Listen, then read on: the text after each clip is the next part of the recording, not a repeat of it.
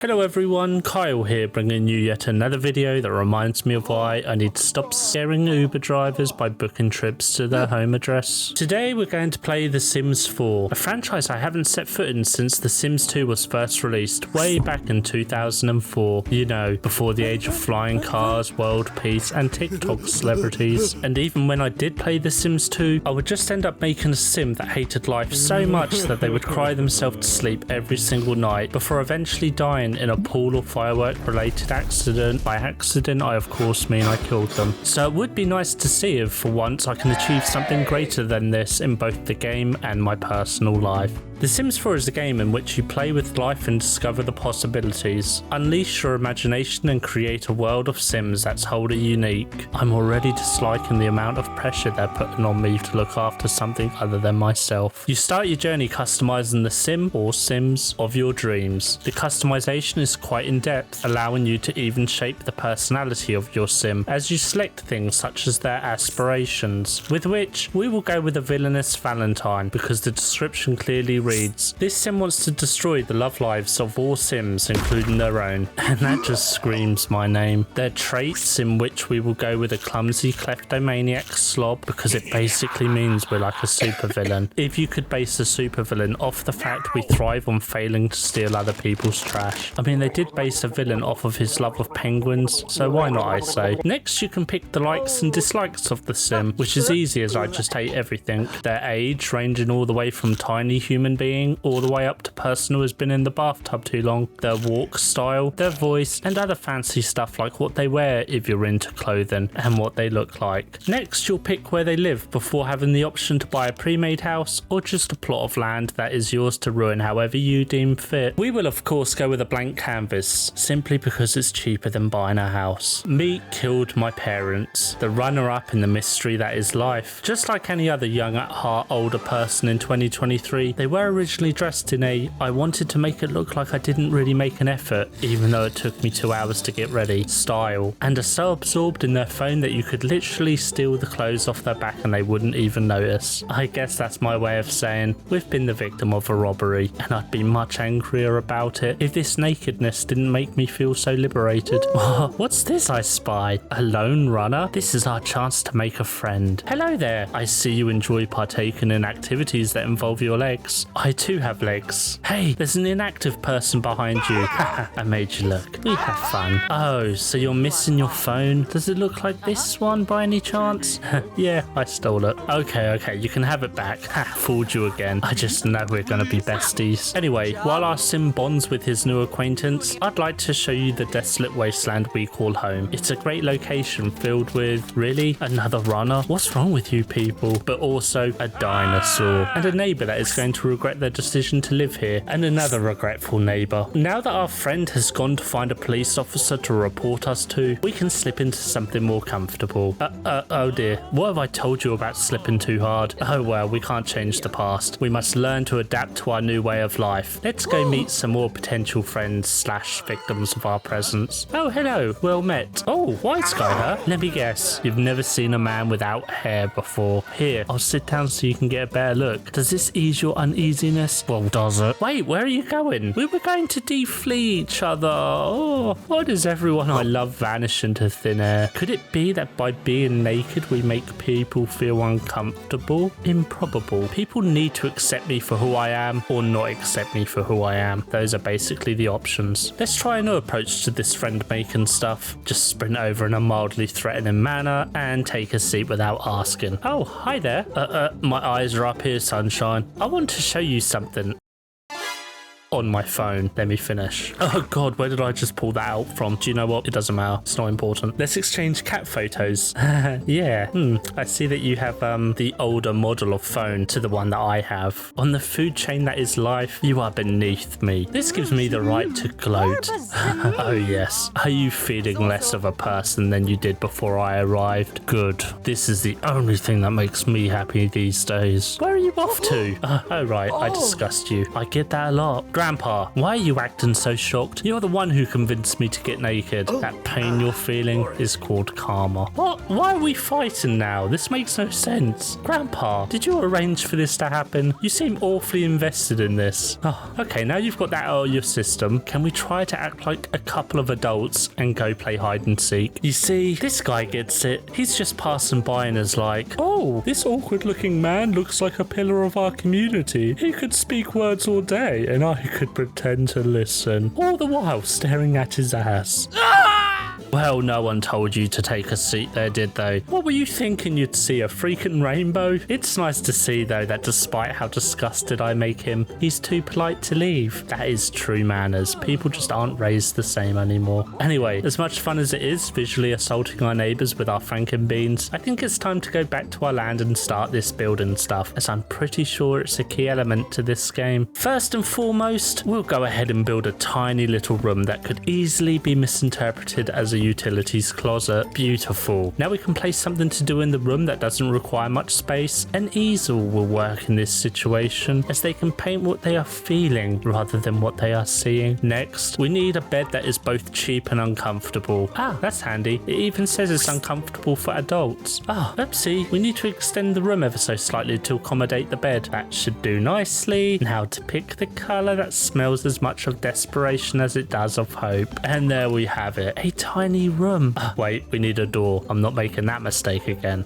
Let's go for cheap and cheerful. There we go. A door with two little people holding hands. What do you think of the new setup? Pretty fancy, huh? Don't worry. You can be mostly an outdoor person. By that I mean you'll be homeless. And just, you know, use this space whenever you need a private place to cry. Oh, you're hungry? I didn't think of that. I could buy a fridge for you, but it means we'd have to also buy a place to prepare food, a stove, a sink to wash. Do you know what? Let's just order pizza. So, pizza, $25. Wow, that seems expensive for a single pizza. This better taste amazing and be delivered with a smile, or I'm getting a refund. Oh, speaking of the pizza, here it comes. Well, he sure is keen on making the delivery. That's a good start. Oh, it's you again. The guy who sat down and stared at my ass, only to then get disgusted at the fact he was staring at my ass. Nice to see you again. Are you keeping well? Come on, you've already seen it all. Stop being shy. Are you purposely trying to avoid eye contact? Let's face it, out of everything you could look at, my eyes might not be the worst thing.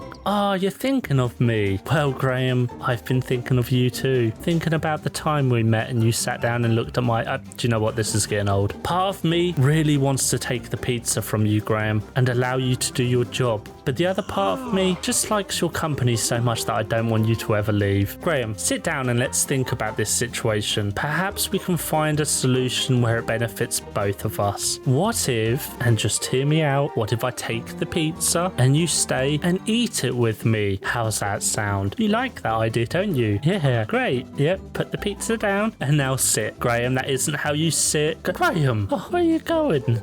This is heartbreaking. The pizza's good though, and it was delivered with a smile. I'm a privileged white guy. I'm gonna ask for a refund anyway, and that refund will be asked for right after I use the bathroom. Should have thought about buying a toilet, really. Never mind. There's something poetic about peeing on a pizza. I don't know why exactly, but there's a beautiful metaphor lost in this moment somewhere. What we can do, now that we've wet ourselves, is order a second pizza and hope that Graham returns so that we have a second chance at that thing called friendship. He's back. Careful you don't step in the pee puddle, Graham. I better play hard to get now. Oh, hello there, Graham. You're, looking well. The sky is so pretty right now. I wonder if your pretty eyes see it. Still working at the same pizza place you were only moments ago, I see. You must share with me how you keep a job for so long. Yes, Graham, that is pee you're smelling. I've soiled myself and haven't showered. Is that something that pleases you? Okay, I'm sitting down again. Let's try this from the beginning. You need to put the pizza down and sit beside me. If you're worried about sitting in the pee, just aim your butt for the pizza and it can serve as a little slice of Italy for you. I know, Graham. I feel it too. That excitement you get in your stomach when you first meet a friend. I just know we're going to get along swell. So swell that, dare I say, we're going to become BFFs. Yes. Shocking, isn't it? I've planned our entire life, Graham. Every moment, Oh, where are you going? I didn't plan for this. Graham, I think I came across a little strong. Let's start again. Okay, okay, calm down. My name has killed my parents, and, you're not even Graham, are you? Your name's Ray. I now know that, and that's good because we know each other's names. And that means we can become friends properly. Come inside my humble abode, Graham. I'd like to show you something. Oh, whoa, Graham, easy. This is a Peggy 12 game, and you haven't even bought me dinner yet. I mean, you did bring me a pizza, so technically you did brought me food. But you didn't pay for it, but you will pay for it. Oh, trust me, Graham, you will pay. Oh, how you will pay. Now you're my friend forever, my mint condition friend. I should have probably mentioned this before, Graham. I collect people in their original packaging. Illegal, you say? Maybe. Modern slavery, you jest? No, Graham. That is a subject which is no laughing matter. And besides, you aren't here against your own will. You're a member of a club that I've just started. A painters club. If you didn't want to be locked in a room on display, then why on earth would you have joined a club hosted by your captor? That just doesn't make any sense if you ask me, and I have studied sense in school. Okay, so the club is going to be painting orientated, and it's a rather exclusive club, as in I'm only going to let Graham join it. And the truly magical thing about this club is I can customize a uniform for myself as the leader. I'd ask you to wear a uniform too, but you're already in one. There we go, hot dog cat head. Seems appropriate, don't you think, Graham? I think it's time that you fulfill the club's destiny and start painting a work of art. I would like to see blood, sweat, tears poured into your work. I'll watch you from this viewing booth. Maybe I can inspire something great. Use the soapy water, Graham. Oh yeah, really capture it in your work. I can see an idea has hit. You have my permission to unleash your full potential. Oh, Graham, I'm not going to lie. I'm disappointed in you, and I don't see why you're proud of what you've done. Just for that, I'm not going to pay you today or tomorrow or ever. It's a club, remember? I do think though at this rate, I won't be able to buy that swimming pool for myself. So perhaps it's time to extend our club by making more rooms. Just have to delete the windows and add a doorway. Can use that same cheap door that we used before as it was so welcoming. And we need another victim/friend. So for that, let's order another pizza. Aha, Martha has arrived, and she hasn't even questioned why her colleague never returned to the pizzeria. Well now, we must wait for her to get impatient and let her guard down. Oh Martha, you'll make a beautiful second club member. I'll just wait near her to make it blindingly clear that I am aware that she's waiting, but I do not care. She hasn't even seen us. Let's try this. Oh, yeah. Can you see me now, Martha? In all of my glory. Yeah. I'm going to be getting naked a lot in this video, and I'm not even sorry. Oh, Martha, your shock is like music to my ears. I now know that you're aware of my presence, and that in itself is a victory. Martha, sit down beside me. Oh, another runner, hey? Martha, stop. Would you like to hang out with a middle-aged naked man with little to no boundaries? Oh, okay. At first you reject me, but how about I sweeten the deal with a slice of pizza that you're probably sick to your stomach from eating anyway? Yeah, you just can't resist anymore. I like to see that you're feeling so optimistic about the situation, despite having seen your colleague trapped in the end room. It's really the thing that says to me the most that I could trap you inside a room and you'd be okay with it. Oh, don't cry, Martha. It's not that bad of a fate. There are worse ones out there.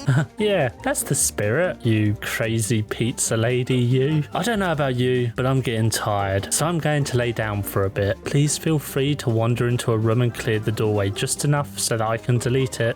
Thanks, Martha. You're a star. Ray, you could learn a thing or two from Martha over kidnappy etiquette. So I felt like 2 pizzas rotting weren't enough, so decided to go ahead and call a bunch more times. Yeah, we have quite a few pizza people within our collection now. now. And the weirdest thing is, every time I call and give the address, they just send someone else over. It's like the place is used to its employees never returning from making a delivery. Not sure if it's a good or a bad thing, but this guy doesn't care. He's just happy to be included in the video. As you can see, the club members have been busy painting their feelings for us to display on the walls. There's Martha, this person, this other person, this other person, and of course our muse, Graham. Graham, how's it feel to know that without your initial rejection of my naked friendship, none of this would have ever happened? I know, right? Soul destroying. Anyway, this new guy is going to join the army of the club members to paint yet another picture no one wants to see. Ah, yes, I have been kidnapping your colleagues. It's so nice of you to notice. Let's extend this operation up a level. By that I mean we're going to go and build an upstairs. Being a two-story club shows that we really mean business. Business, but of course, still fun. For me at least, it's fun for me. For them it's probably just terrifying. But it has to beat working for a company that cares so little about your well-being that they'd continue sending you to a psycho's house, am I right? Anyway, I decided to take their art to the street and start selling it to people. Even though I can just click it and sell it, I wanted people to see the pain that I've gone through to cause other people pain in order to come up with these painful designs. Ah, there's some customers now. Let's just call them over to this side of the...